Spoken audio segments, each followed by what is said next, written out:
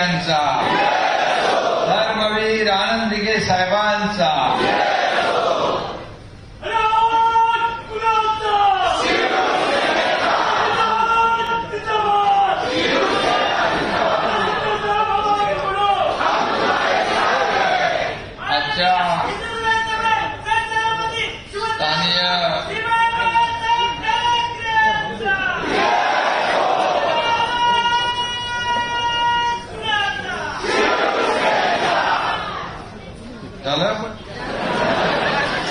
आता बोलतो. स्थानीय लोकाधिकार सेना महासंघ याची आज स्थापना झाली असं मी घोषित करतो.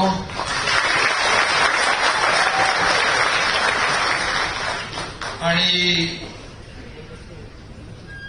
या अतिशय ऐतिहासिक अशा कार्यक्रमाला उपस्थित शिवसेनेचे ज्येष्ठ नेते रामदास भाई, ज्यांची या स्थानीय लोकाधिकार सेना महासंघाच्या अध्यक्षपदी नियुक्ती झाली, ते आपले दुसरे नेते गजाभाऊ कीर्तीकर, शिवसेना नेते आनंदराव अडसूळ, केंद्रीय मंत्री प्रतापराव जाधव, त्यांची कार्याध्यक्ष म्हणून कधी झालं तुमचे सेटलमेंट मला माहीतच नाही. मी सांगितलं एकदा फक्त गजाभाऊंना, आपल्याला स्थानीय लोकाधिकार समिती पुन्हा आपल्याला उभी करायची आहे. कारण स्थानीय लोकाधिकार समितीचं काम आम्ही सगळ्यांनीच पाहिलं. रामदासबाईंनी जसं सांगितलं की फॉर्म भरताना निवडणुकीमध्ये स्थानीय लोकाधिकार समितीचा कार्यकर्ता असतो काय बिनचूक काम करतो तो. आणि त्याचबरोबर निवडणुका आल्या की निवडणुकांमध्ये देखील महत्वाचं काम स्थानीय लोकाधिकार समिती करायची. आणि म्हणून एक मोठी ताकद बाळासाहेबांनी निर्माण केली होती. आणि म्हणून आपण तर बाळासाहेबांचे विचार घेऊनच पुढे चाललोय. आणि म्हणून स्थानीय लोकाधिकार समिती पुन्हा उभी करण्याच्या सूचना आणि मी त्यांच्याकडे भावना व्यक्त केल्या आणि गजाभाऊंनी काम सुरू केलं. आणि आज त्याचे पदाधिकारी आपण नियुक्त केले, खासदारांना कार्याध्यक्ष केले. बरोबर आहे रामदासभाई, तुम्ही म्हणाले की याच्यामध्ये केंद्रीय आस्थापना असतात, बँका असतात, ऑइल कंपन्या असतात आणि शासकीय आणि निमशासकीय मोठ्या प्रमाणावर या कंपन्या याच्यामध्ये असतात. आणि त्यामुळे रेल्वे आहे, अनेक आहे, त्यामध्ये खासदार या युनियनच्या मागे असेल तर नक्की त्या कामगारांना न्याय मिळू शकेल. आणि आपली शिवसेना ही देणारी आहे, घेणारी नाहीये. त्यामुळे पूर्वी जे काय आपण पाहिलं त्या युनियनच्या बद्दलही आपण ऐकलं पाहिलं, मी काय त्याच्यावर आज बोलू इच्छित नाही. परंतु आज सगळेच जण या ठिकाणी व्यासपीठावर खासदार आहेत, आमदार आहेत, आपले सचिव आहेत, मीनाताई आहेत आणि सर्व शिवसेनेचे पदाधिकारी, कार्यकर्ते आणि स्थानीय लोकाधिकार समितीचे पण सर्व लोक आहेत. त्यामुळे मी सगळ्यांचंच मनापासून या ठिकाणी स्वागत करतो, मनापासून आपल्याला शुभेच्छा देतो. आणि माझ्या लाडक्या बहिणी पण आहेत, त्यांना तर विसरू शकत नाही, लाडके भाऊ आहेत. आणि शेतकरी संकटात आहे, त्यामुळे मी आता येतानाच आपल्या जीवनावश्यक वस्तूंच्या ट्रक आपले उभे होते, त्यांना झेंडा दाखवूनच इथं वरती आलो मी. कारण आपला दसरा मेळावा झाला त्याही वेळेस आपण मराठवाड्यातल्या आणि पूर परिस्थितीमध्ये जे काही आपले शेतकरी बांधव संकटात होते त्या ठिकाणी तिथल्या लोकांना आपण बोलावलं नव्हतं. फक्त बोलावलं नाही तर इथून आपण ट्रकच्या ट्रक सामान जीवनावश्यक वस्तू पाठवल्या. आणि त्या दिवशी देखील जवळपास 10, 15, 20 ट्रक रांगेत उभे होते, त्याला देखील झेंडा दाखवला आणि ते रवाना केलं आणि मग दसरा मेळाव्याला गेलो. शेवटी आपली बांधिलकी आहे. सर्वसामान्य शेतकरी संकटात आहे आणि आम्ही भाषणात त्या दिवशी मी म्हणालो होतो की शेतकऱ्यांचे जसं आपले कार्यकर्ते त्यांच्या घराला दसऱ्याचं तोरण बांधत होते, रांगोळ्या काढत होते, घर स्वच्छ करत होते, त्या ठिकाणी जीवनावश्यक वस्तू त्या ठिकाणी त्यांना भेट देत होते. आपली लाडकी बहीण आपण दिलेली साडी परिधान करून तिथं समोर आली, मी तिच्याशी बोललो व्हिडिओ कॉलवर, त्या शेतकऱ्याशी बोललो, एक समाधान वाटलं. आणि आपले सर्व कार्यकर्ते स्वच्छता करत होते, आरोग्य सुविधा देत होते, डॉक्टर होते, औषधं होती, सगळं होतं. आणि त्यावेळेस मंगेश चिवटे पण इकडे बसलाय, आपला तो काय त्याचं नाव आपला नाही, अरे तो सामान घेऊन गेला तर नाव बाजीराव, आणि सगळे लोक त्या ठिकाणी मी पाहिले की स्वतः मातीचे ढिगारे उचलताना, स्वच्छता करताना, पाण्याने सगळं घर साफ करताना. आणि मी त्या भाषणात दसरा मेळाव्याचं म्हणालो होतो की शेतकऱ्यांची दिवाळी काळी होऊ देणार नाही. आणि त्याप्रमाणे आपल्या सरकारने, रामदासभाई या मुख्यमंत्री, मी, अजितदादा, आम्ही ठरवलं हे सर्व अटी शर्ती बाजूला ठेवूया आणि शेतकऱ्यांच्या मागे उभं राहू. त्याप्रमाणे जवळपास 32,000 कोटीचं पॅकेज आपण केलं आहे.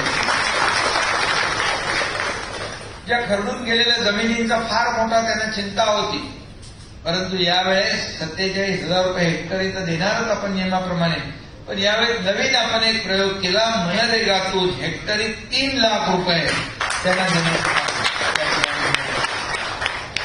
आणि म्हणून शेतकऱ्यांचे देखील त्याच्या पाठीशी आपण उभे राहिलो. केंद्र सरकार देखील, मोदी साहेबांना देखील आम्ही सांगितलं, तेही म्हणाले तुम्ही प्रस्ताव पाठवा. तात्काळ अमित शहा साहेब आले होते, त्यांनाही देखील आम्ही सांगितलं. त्यामुळे केंद्राचं देखील मदत या ठिकाणी आपल्या शेतकऱ्यांना झाल्याशिवाय राहणार नाही, कारण हे संकट मोठं आहे. आणि या संकट समयी शिवसेना नेहमी आणि सरकार त्यांच्या मागं उभं राहिलेलं आहे. आणि म्हणून काही लोक काही कुठेही म्हणजे टीका करावी, आरोप करावे, परंतु राजकारण प्रत्येक ठिकाणी करता कामा नये. म्हणाले काही तिकडून जीवनावश्यक वस्तू जात आहेत, त्याच्यावर फोटो लावले जात आहेत. अरे बाबा, फोटो लावला, फोटो तुम्ही तुमचे लावून आम्ही वाटलेत ना, तुम्ही जाऊ द्या, आम्ही काय देतोय ते सोडा, तुम्ही बिस्किटचा पुढं तरी घ्यायचं होतं. मी बोललो त्याविषयी, परंतु हे त्याला देखील जाणत लागते, सगळ्या गोष्टी आहेत, जाऊ द्या तो विषय. आता आज आपलं स्थानिक लोकाधिकार समिती, त्यामुळे गजा भाऊंचं मी मनापासून अभिनंदन करतो, त्यांना खूप खूप शुभेच्छा या ठिकाणी देतो. आणि हे म्हणतो की आपल्याला इतिहास घडवायचा असतो आणि इतिहासाची पुनरावृत्ती होत असते. हिस्ट्री रिपीट्स इटसेल्फ, म्हणजे आपलं ती काही म्हण आहे की इतिहासाची पुनरावृत्ती घडवण्यासाठी आपल्याला काही नवीन नवीन करावं लागतं. आणि म्हणूनच आज आपण इतिहास पुन्हा घडवतोय स्थानिक लोकाधिकार समितीचा, स्थानिक लोकाधिकार सेना महासंघाच्या माध्यमातून.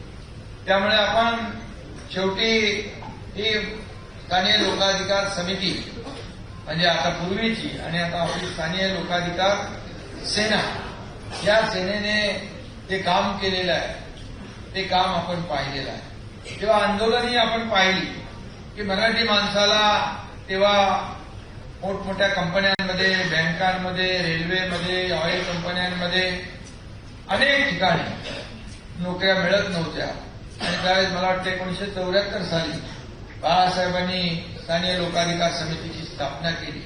सुधीर भाऊ, गजाभाऊ यांना ही जबाबदारी दिली.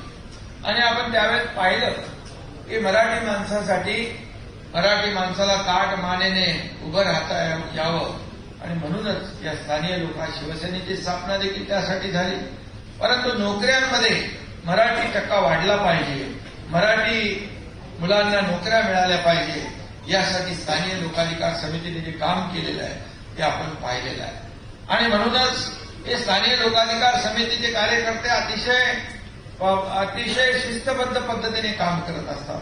निवडणुकांमध्ये देखील आपण पाहतो की निवडणुकांमध्ये देखील तो कुठल्या स्टेजवर नसतो, कुठे फोटोमध्ये नसतो, परंतु तो प्रामाणिकपणे काम करत असतो. आणि म्हणूनच तिकीट पण मागत नाही, असेच कार्यकर्ते आपल्याला पाहिजे.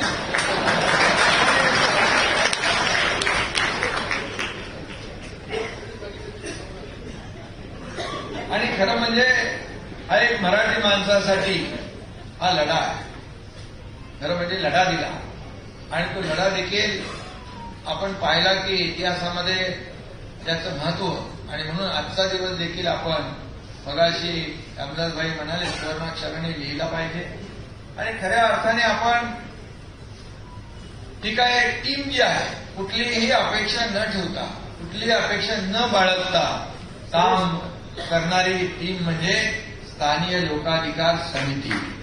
आणि म्हणून स्थानिय लोकाधिकार समिती जसे इतर लोक जसे 50 आमदार खासदार सगळे लोक बाळासाहेबांचा विचार घेऊन पुढे निघाले, तसेच बाळासाहेबांच्या विचाराच्या स्थानिय लोकाधिकार समितीमध्ये तुम्ही आज सगळेजण सहभागी झालात. तुमचं मनापासून मी अभिनंदन करतो. आज किती काही लोकांना आपण पदं दिली, म्हणजे अध्यक्ष, कार्याध्यक्ष, सरचिटणीस आणि इतर लोक जी आहेत 14 लोक, त्यांचंही मी पदाधिकाऱ्यांचं मनापासून अभिनंदन करतो. यापुढे देखील तुम्हाला वेगवेगळ्या विभागामध्ये कार्यकारिणी करायची आहे आणि त्या कार्यकारिणीच्या माध्यमातून देखील या प्रत्येक ज्या काही क्षेत्रामध्ये आपण काम कराल, आपल्याकडून एवढीच अपेक्षा आहे की मराठी माणसाला न्याय देण्यासाठी बाळासाहेबांना अभिप्रेत असं काम जे अपेक्षित होतं ते तुमच्याकडून होईल असा मी विश्वास व्यक्त करतो. खरं म्हणजे मराठी माणूस, मगाशी देखील अनेक वक्त्यांनी सांगितलं की मराठी माणूस नोकऱ्यांमध्येच नाही तर घरापासून देखील वंचित राहिला. आज अनेक प्रकल्प रखडलेले आहेत. आज मगाशी रामदासभाईंनी देखील सांगितलं आपल्या भाषणामध्ये, काय कुठलं ते विलेपार्लेमध्ये, प्रेमनगरमध्ये मराठी माणसंच आहे, मराठी माणसंच उद्ध्वस्त झाले आणि ती गेले इकडे कल्याण, डोंबिवली, बदलापूर, अंबरनाथ, वांगणी पर्यंत आणि इकडे गेले वसई, विरार, नाला, सुपाऱ्यापर्यंत. भाडं 10 वर्ष दिलं नाही, पण मला एक अभिमान आहे. रमाबाई आंबेडकर नगर त्या ठिकाणी 17,000 घरांचं प्रकल्प होतोय. 20 वर्ष त्यांना भाडं नव्हतं, 20 वर्ष डेव्हलपरनी एक बिल्डिंग बांधली आणि सोडून दिली. मी स्वतः तिथे जाऊन मुख्यमंत्री असताना 160 कोटी रुपये भाडं त्या ठिकाणी लोकांना दिलं. त्यांच्या डोळ्यामध्ये मी अश्रू पाहिले, त्यांना भरोसा त्यांचा उडाला होता. आमचं घरही गेलं, सगळं गेलं. काही लोक तर बिचारे त्यांच्या मृत्यूमुखी पडले. पण मला अभिमान आहे, समाधान आहे की जे काय आम्ही क्लस्टर डेव्हलपमेंट सुरू केलंय त्यामध्ये रमाबाई आंबेडकर नगर याचं भूमिपूजन देखील लवकरच आपण करतोय.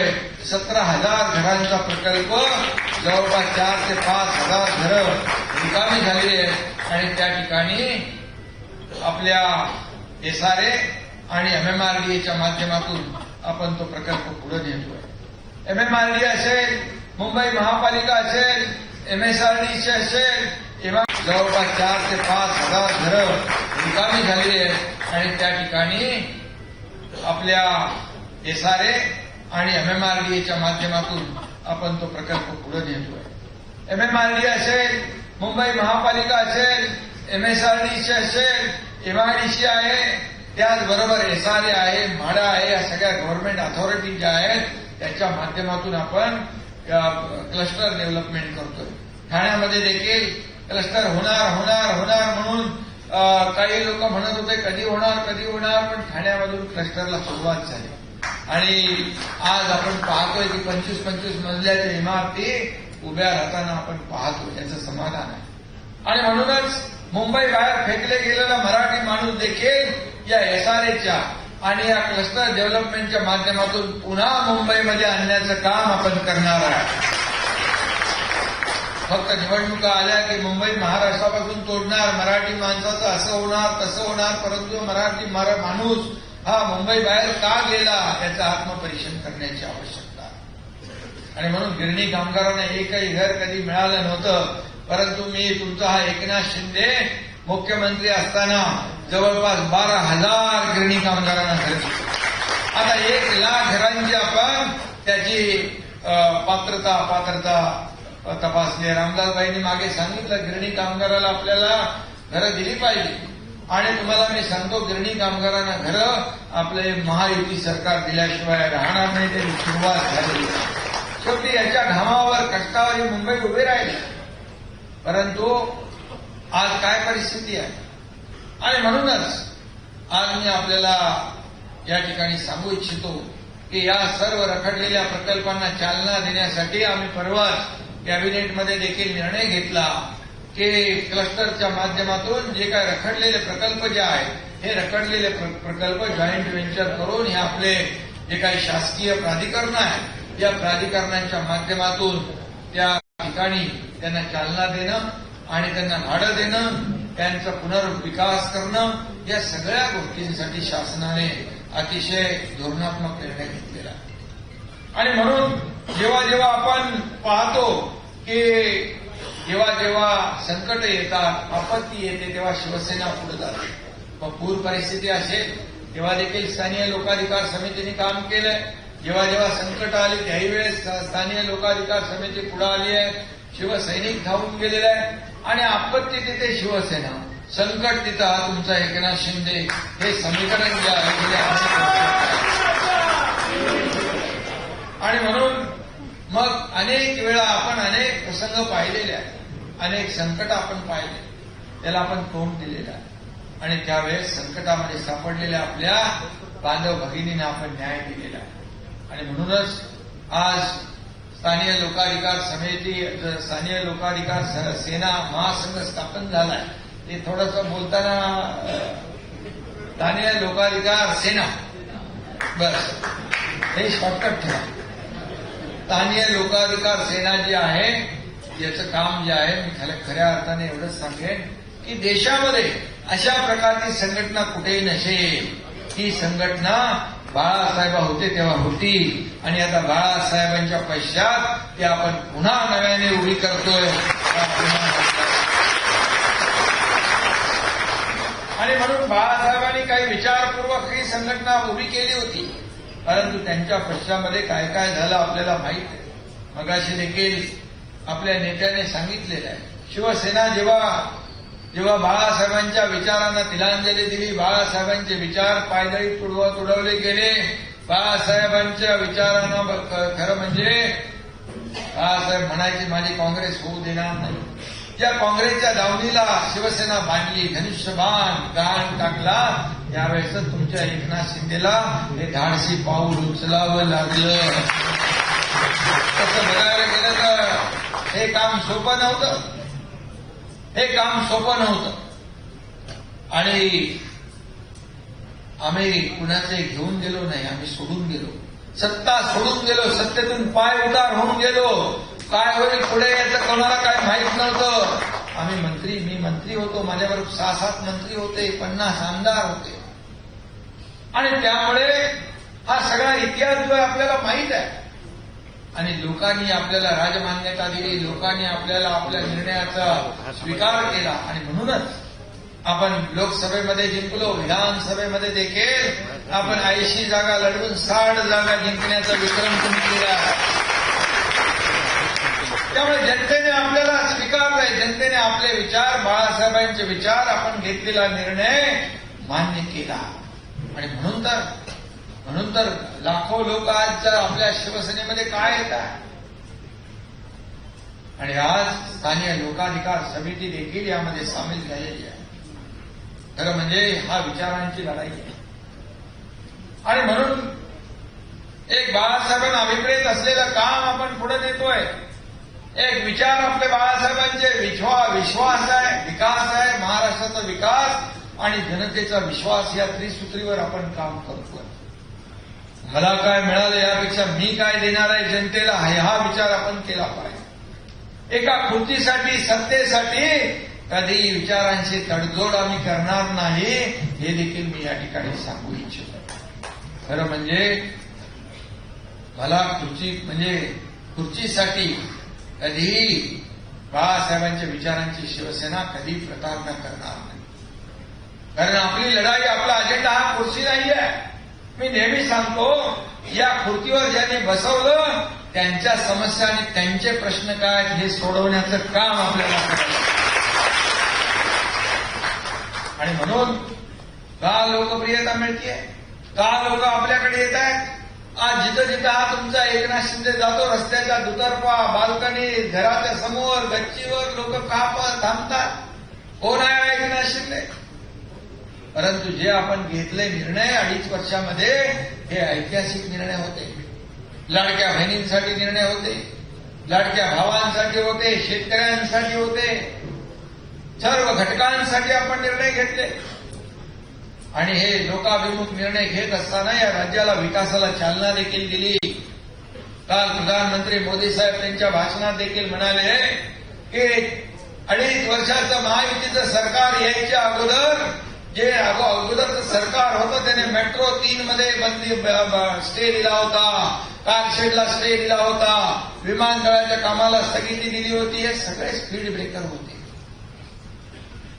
विकासाच्या कामामध्ये जेवढे स्पीड ब्रेकर होते आणि स्पीड ब्रेकर घालणारे होते त्यांना आपण मुळासकट उकडून टाकून दिलं आणि या विकासाला आज पाहिलं. आज लंडनचे प्रधानमंत्री या ठिकाणी आले होते. त्यांच्या सोबत आलेले जे काही अधिकारी होते, त्यांचे मंत्री होते, ते कोस्टल रोडने त्यांनी प्रवास केला. कोस्टल रोडने प्रवास केला. म्हणाले आम्ही 10-15 वर्षानंतर इथं आलोय, मुंबई पूर्ण बदललेली पाहतोय आम्ही. मुंबई बदलली आहे, मुंबईचा विकास होतोय. हे ऐकून देखील अभिमान वाटला. आणि मुंबईसाठी आपण जे काम करतोय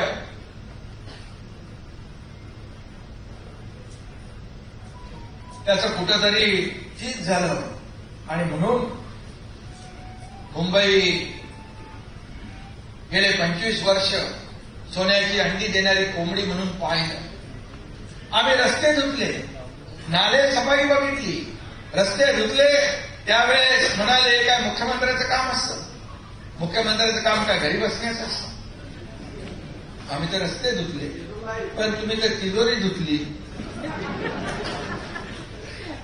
आणि म्हणून आता पुन्हा एकदा मगाशी रामदासभाई काय म्हणाले, कोणाचा काय जीव असतो कुठे?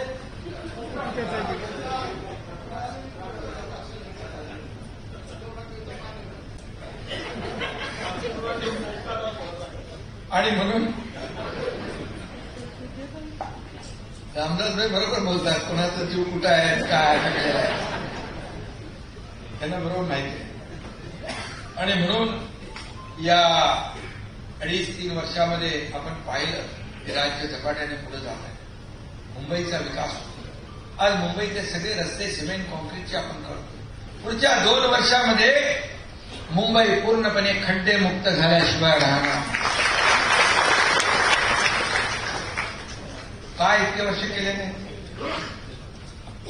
आज त्यांच्याबरोबर आलेले लोक एक माणूस 15 वर्षांनी आला आणि त्याने सांगितलं 15 वर्षापूर्वी पाहिलेली मुंबई आणि आता पाहतोय ती मुंबई किती बदल झाला, किती बदल झालाय. अटल सेतू झाला, कोस्टल रोड झाला, मेट्रोची कामं सुरू झाली, कारशेडचा स्टे उठवला. आज बाळासाहेब ठाकरे आपला दवाखाना वाढत आपण केला. आज वैद्यकीय सुविधा आपण वाढवल्यात. आज कॅशलेस सेवा आपण सुरू केली आहे. आज या मुंबईच्या विकासासाठी आपण जे करतोय सगळ्यात मोठं म्हणजे घराचं स्वप्न प्रत्येकाचं असतं.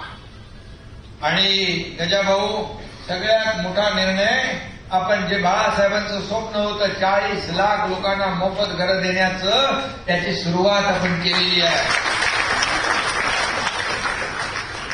या पहिला टप्पा, दुसरा टप्पा असं करून करून आपण 4 लाख 5 लाख घरं असं बांधत पुढे जाणार आहे. पंतप्रधान आवास योजनेची घरं आहे ती होत आहे. आज आपण बीएसएनएलची जागा जी गेल्या अनेक वर्षापासून अशीच पडलेली होती ती देखील आपण बीएसएनएलच्या जागेवर देखील पंतप्रधान आवास योजना मुंबईमध्ये जवळपास 14,000 घरं होणार आहे. त्याला देखील आपण चालना देतोय. आणि म्हणून प्रत्येकाचं घराचं स्वप्न असतं आणि या घराचं स्वप्न जे आहे ते पूर्ण करण्यासाठी आपण काम सुरू केलेलं आहे. आणि म्हणून त्यासाठीच आपण आपल्या ज्या काही अधिकृत ज्या शासकीय प्राधिकरणं आहेत त्यांना आपण त्यासोबत घेतलेलं आहे. आज मोठ्या प्रमाणावर इन्व्हेस्टमेंट आपल्या महाराष्ट्रात येते, मुंबईत येते आहे. लोकांना नोकऱ्या पाहिजे, त्या माध्यमातून देखील मोठ्या प्रमाणावर नोकऱ्या मिळतील. गजा भाऊ, आज आपलं टार्गेट आहे, स्टार्टअप मध्ये आपण नंबर 1 आहे, जीडीपी मध्ये आपण नंबर 1 आहे, परदेशी गुंतवणुकीत आपण नंबर 1 आहे. आपलं राज्य जे आहे, आपलं राज्य इंडस्ट्री फ्रेंडली स्टेट झालेलं आहे आणि म्हणूनच परदेशी गुंतवणूक आपल्या महाराष्ट्राला पसंती देते आहे. शेवटी महाराष्ट्रातला स्थानिक भूमिपुत्र जो आहे त्याला नोकऱ्या देण्याचं काम आपल्या सरकारच्या माध्यमातून करतोय. शासकीय भरती गेल्या अनेक वर्ष नव्हती. 10,000 लोकांना त्या दिवशी आपण नियुक्तीपत्र दिलं. 10,000 लोकांना. पुढच्या वर्षी आणखी आपण 10,000 लोकांना. त्यामुळे बाळासाहेब म्हणायचे नोकऱ्या तर ठीक आहे, परंतु फक्त नोकऱ्या न करता नोकऱ्या देणारे हात देखील निर्माण करा, असं बाळासाहेब सांगायचे. आणि म्हणून आपण उद्योजक देखील निर्माण करतोय.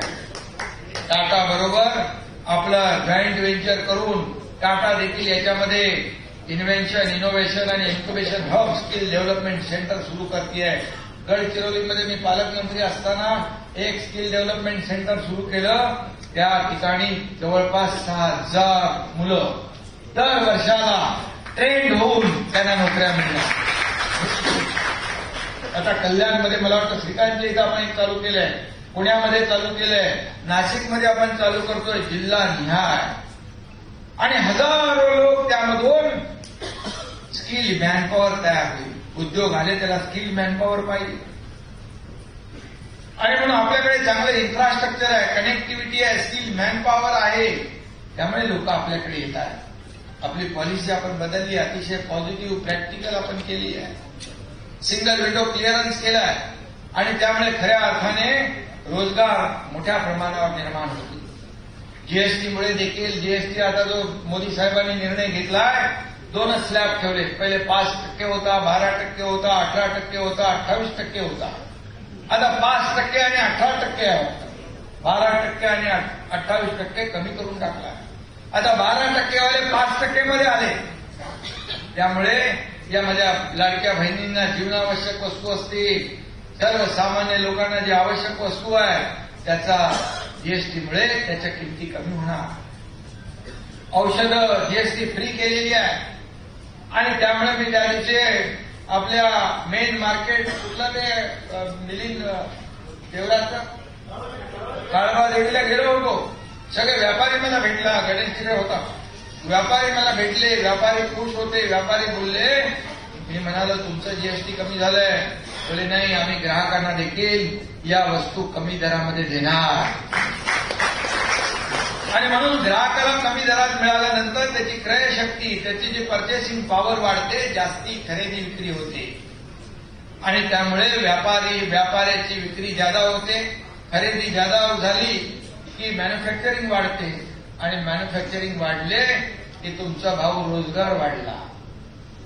हे सगळं स्थानिक लोकाधिकार सेना तुम्ही चालू केले. त्याचा बंदोबस्त आम्ही आधीपासून केला नोकऱ्या देण्यासाठी. आणि म्हणून शेवटी रोजगार पाहिजे.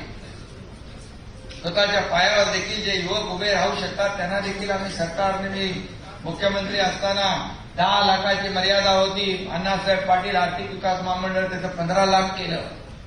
15 लाखापर्यंत बिन व्याजी कर्ज आपण त्यांना देतो स्वतःच्या पायावर उभं राहण्यासाठी. आपल्या लाडक्या बहिणींना फूड ट्रक असतील ते देखील उद्योग विभागाच्या माध्यमातून आपण देतो. मुख्यमंत्री रोजगार योजना जी आहे त्याच्या माध्यमातून आपण देतो. आणि या सगळ्याचा जो काही विषय आहे, आता स्थानिक लोकाधिकार समिती तुमची एक कमिटी तयार करा आणि कुठल्या कुठल्या शासकीय योजना आहेत त्याचं नीट माहिती घेऊन त्या सर्व योजना, जो काही विषय आहे, आता स्थानिक लोकाधिकार समिती तुमची एक कमिटी तयार करा आणि कुठल्या कुठल्या शासकीय योजना आहेत त्याचं नीट माहिती घेऊन त्या सर्व योजना या आपल्या तरुणांपर्यंत पोहोचल्या पाहिजे, यासाठी आपण प्रयत्न करा. आणि बाकीच्या ज्या काही कंपन्या आहेत, शासकीय निमशासकीय, तिथं जर खासदार हे सगळे लोक आहेत तुम्हाला मदत करतील. मुंबईमध्ये मदत आपले आमदार करतील.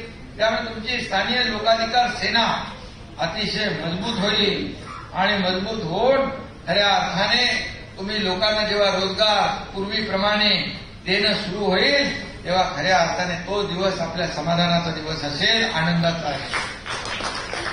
आणि म्हणून मी आपल्या सगळ्यांना मनापासून शुभेच्छा देतो. त्याचबरोबर ज्या स्पर्धा परीक्षा होतात, रेल्वेच्या परीक्षा होतात, बँकांच्या परीक्षा होतात, यूपीएससी आहे, एमपीएससी आहे, भाऊ तुम्ही मोबाईलमध्ये बसले तर कसं काम चालतं?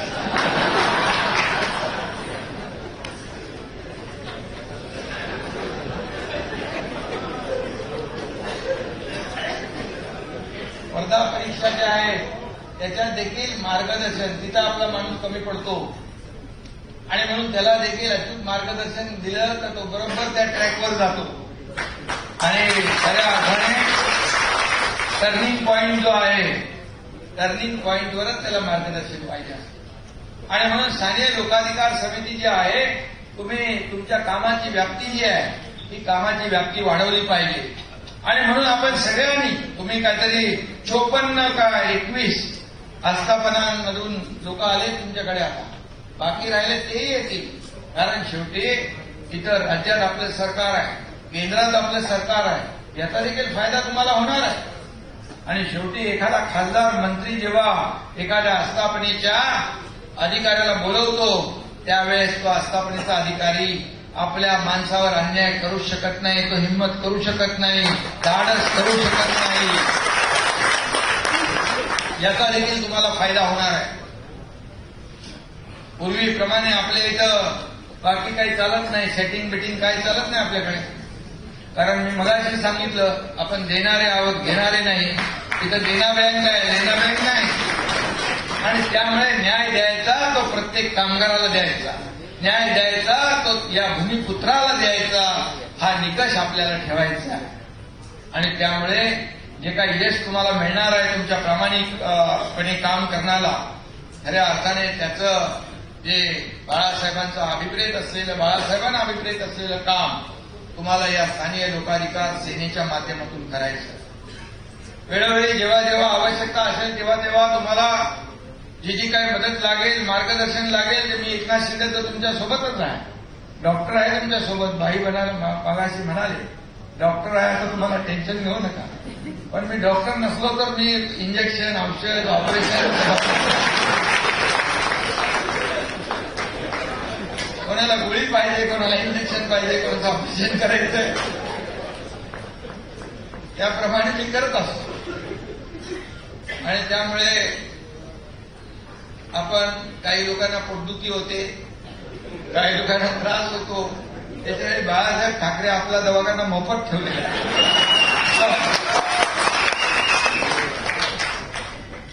आणि त्यामुळे मी एवढंच सांगतो, आपण आपला शिवसेना पक्ष, मालक इथं कोणी नाही, नोकर नाही, आपण सर्व कार्यकर्ते आहोत.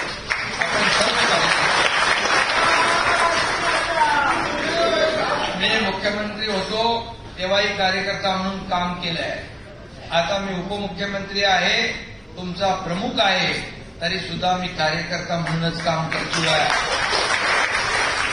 मला रामदास भाई मगाशी विचारत होते किती वाजता झोपता. घरी गेलो की घरी जोपर्यंत जात नाही तोपर्यंत काय ठीक वेळ ठीक नाही. सकाळी मी आपले लंडनचे प्रधानमंत्री अगोदर 7:30 वाजता येणार, मग त्यांचा टाइम बदलला, मग ते 5चा टाइम झाला. मी म्हणालो थोडं आणखी 4चा रस्ता म्हणजे झोपायचीच गरज नाही. त्यामुळे शेवटी आपण काम करणारे कार्यकर्ते आहोत आणि आपण सर्वजण कार्यकर्ते म्हणून काम करतोय. आणि म्हणून कार्यकर्त्यांचा हा पक्ष यामध्ये एवढंच आहे, जो काम करेल तो पुढे जाईल, काम करेल तो पुढे जाईल. काही ओळख नाही, पाळत नाही, हा माझा आवडता तो माझा नावडता असं काही नाही. आणि सगळ्यांना माझा स्वभाव पण माहिती आहे. इतके वर्ष जे काम केलं, बाळासाहेबांच्या विचारांनी सर्व लोक भारावलेले आम्ही लोक. आनंद दिघे साहेबांच्या तालमीमध्ये काम करण्याची संधी माझ्यासारख्या कार्यकर्त्याला मिळाली. आणि म्हणून आपल्याला शिवसेना बाळासाहेबांचे विचार पुढे नेत असताना आता स्थानिक लोकाधिकार समिती आपण पुढे नेतो आहे, याचा देखील आनंद आहे आपल्याला. एक नवीन ताकद एक खऱ्या अर्थाने आपल्या विविध संघटना आहे. आनंदराव अडसुळांची बँकेची तुमची जो बँकेचा अनुभव आहे, या देखील अनुभवाचा फायदा होईल. इतर आपले जे सेल आहे, इतर आपले भाषिक जे देशामध्ये जवळपास 26 राज्यांमध्ये आपली शिवसेना आहे. 26 राज्यात जेव्हा आपण निर्णय घेतला आणि मी दिल्लीमध्ये जेव्हा बैठक घेतली होती राज्यप्रमुखांची, तेव्हा अनेक राज्यप्रमुखांना फोन आले. मी त्याचा उल्लेख अगोदर पण केला होता. बोले कहा जा रहे हो? बोले दिल्ली जा रहे. बोले काहे को? बोले मीटिंग है वहां पर. बोले शिंदे साहब ने, मुख्यमंत्री जी ने मीटिंग बुलाई है. बोले अच्छा. बोले मालिक के साथ रहोगे क्या नौकर के साथ जाओगे? बोले क्या है त्याला सांगू. म्हणजे आम्ही नौकर. त्यांनी सांगितलं शिंदे साहेबांनी जो निर्णय घेतला आहे, जो उठाव केला आहे, या महाराष्ट्राच्या हितासाठी आणि भूमिपुत्रांच्या न्याय हक्कासाठी बाळासाहेबांचे विचार पुढे घेऊन चालले. आम्ही बाळासाहेबांचे विचारवाले आहोत. आम्ही तिकडे जाणार. आणि म्हणून 26 राज्यांमध्ये आज शिवसेना आपली काम करते. मला अभिमान आहे. मणिपूरमध्ये जेव्हा मोठा तिकडे दंगल झाली होती, मणिपूरची परिस्थिती फार वाईट होती आणि आपल्या इथले काही विद्यार्थी मणिपूरमध्ये अडकले होते. त्या विद्यार्थ्यांना सोडवण्यासाठी त्यांच्या पालकांचा मला फोन यायला लागला. मी तिकडच्या मुख्यमंत्र्यांशी तर बोललोच, परंतु तिथल्या राज्यप्रमुखाशी मी बोललो. तुम्हाला मी सांगतो 45व्या मिनिटाला मला त्याचा फोन आला आणि तो विद्यार्थ्यांकडे जाऊन पोहोचला आणि त्या विद्यार्थ्यांना घेऊन सुरक्षितपणे एका हॉटेलमध्ये त्यांनी त्याला ठेवलं, त्या सर्व मुलांना, आणि तिथून मला त्या विद्यार्थ्यांशी देखील बोलणं करून दिलं. अशी आपली शिवसेना.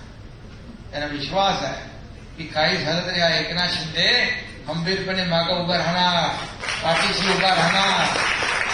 तुम लढो हम कपडा संभालता वाला एकनाथ शिंदे नाही. हात वर करायचे, गावा तुम्ही तुमचं बघा, असं नाही. माझ्या हातात काय नाही, माझ्या हात रिकामे आहेत असंही नाही. माझ्या हात भरलेलेच आहे.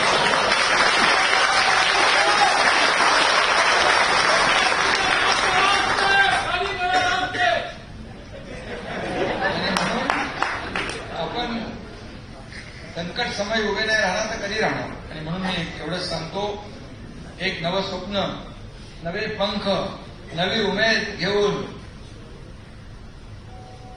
प्रजाभाऊ कामाला लागलेले आहेत. तुमचं मी मनापासून अभिनंदन करतो. आणि आता ताकदीने काम करा. डॉक्टर तुमच्या सोबत आहे, इतर सर्व तुमची टीम सोबत आहे आणि खऱ्या अर्थाने मराठी भूमिपुत्राला या ठिकाणी न्याय देण्यासाठी आपल्याला काम करायचं आहे. जाता जाता एवढंच तुम्हाला सांगतो, सोए हुए शेर को जगाना होगा, सोए हुए शेर को जगाना होगा, ईट का जवाब पत्थर से देना होगा और एक बार फिर इतिहास को दोहराना होगा.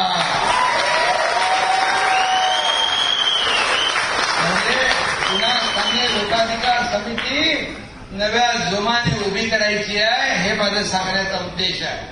आणि म्हणून स्थानीय लोकाधिकार सेना महासंघ, आता ते सेनाच बरं आहे, स्थानीय लोकाधिकार सेना या मी पुन्हा एकदा मनापासून शुभेच्छा देतो. गजाभाऊचं मनापासून अभिनंदन करतो. खूप खूप सगळ्यांना शुभेच्छा. ज्यांना आज मदत होईल त्यांचं अभिनंदन.